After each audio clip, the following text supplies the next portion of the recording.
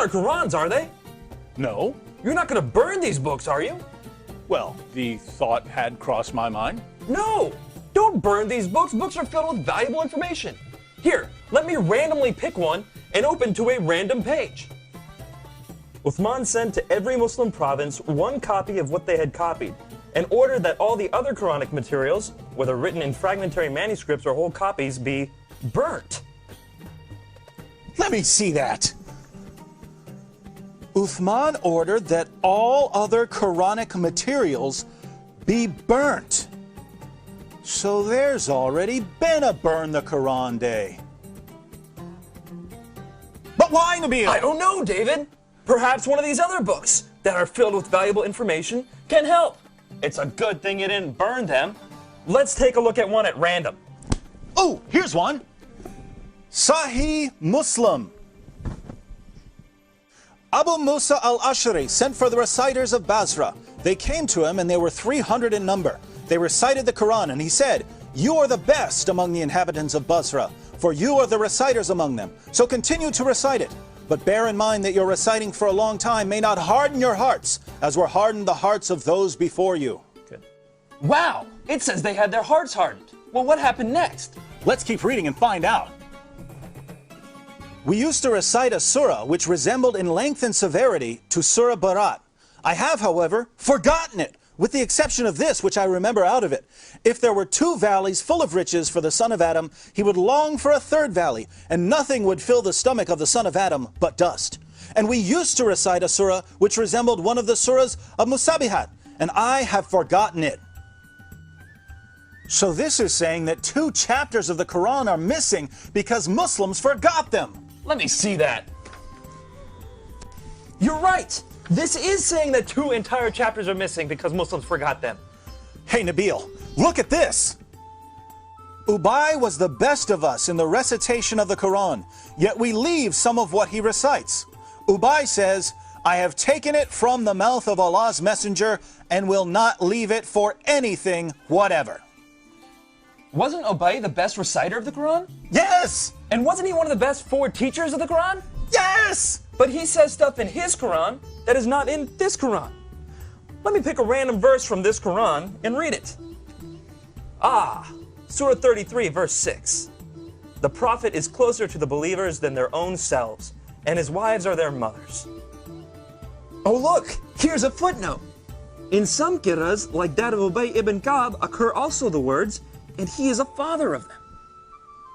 So Ubay, one of Muhammad's top teachers of the Quran, had words in his Quran that aren't in this Quran.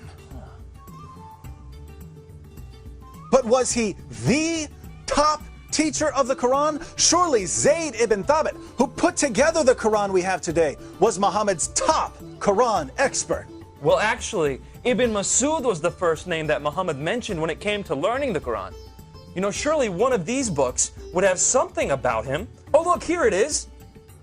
I heard the Prophet saying, "Learn the Quran from 4, Abdullah ibn Masud, Salim, Mu'ad, and Ubay bin Ka'b." I wonder what Muhammad's top teacher of the Quran has to say about it. Let me pick up another one of these books at random. Here's one. The people had been guilty of deceit in the reading of the Quran. I like it better to read according to the recitation of him whom I love, more than that of Zayd ibn Thabit. Wow, according to that book you're holding, Muhammad's top teacher of the Quran is saying reading today's Quran is like being guilty of deceit. I wonder if any of these other books have something to say about it. Here, let me look at this one. Oh, there it is. O you Muslim people, avoid copying the Mus'haf and recitation of Zayd bin Thabit. By Allah, when I accepted Islam, he was but in the loins of a disbelieving man. And it was regarding this that Abdullah bin Masud said, "O people of Al-Iraq, keep the masahif that are with you and conceal them." So Muhammad's top teacher of the Quran says that today's version is deceptive and that we should avoid copying and reading it. But now I'm confused, Nabil. Muslims have always told me that the Quran has been perfectly preserved right down to the letter and that the evidence proves this. That's what I was always taught. I'm sure one of these books will tell us that the Quran was perfectly preserved. How about that one? Let's see. It was narrated that Aisha said, "The verse of stoning and of breastfeeding an adult 10 times was revealed, and the paper was with me under my pillow. When the messenger of Allah died, we were preoccupied with his death, and a tame sheep came in and ate it?" The verse of stoning and the verse of breastfeeding? David, are these verses in the Quran? No! Then why not? Because Aisha's sheep ate them! David, we should read all these books and get to the bottom of this.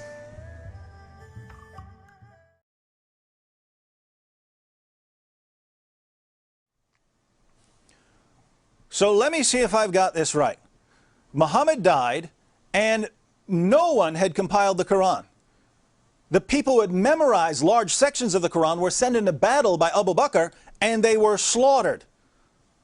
Muslims lost a ton of the Quran that day. Abu Bakr didn't want to lose any more, and so he had Zayd ibn Thabit put together what was left and compiled it into a manuscript. And soon thereafter, people started compiling their own manuscripts, and large disputes began to happen over what should be included in the Quran. Ibn Masud had only 111 chapters in his Quran, while Ubay ibn Ka'b had 116 chapters. And Zayd, who compiled today's Quran, only had 114 chapters. According to Muslim sources, entire chapters of the Quran were lost. Large sections of chapters have been lost. Individual verses have been lost. And in the end, Uthman put together what he could, put out his own official version of the Quran, and burned all of the evidence. Wow. Sure, I'm glad that no one burned this evidence. Nabil, let's agree that we're never going to burn any book, no matter how much we disagree with it. Yes.